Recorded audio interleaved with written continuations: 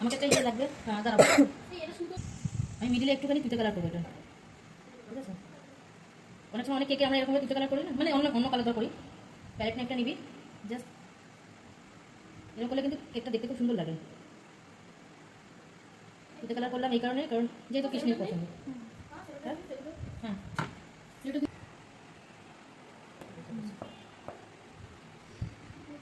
ভেজে রাখলে সেট হয়ে যাবে না, তাহলে ভালো কিছু বানিয়ে দেবো।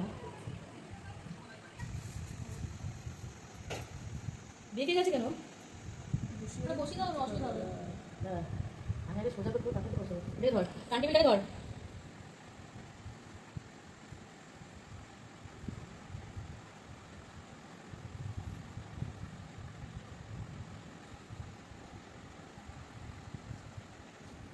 দেখ রে বাবা,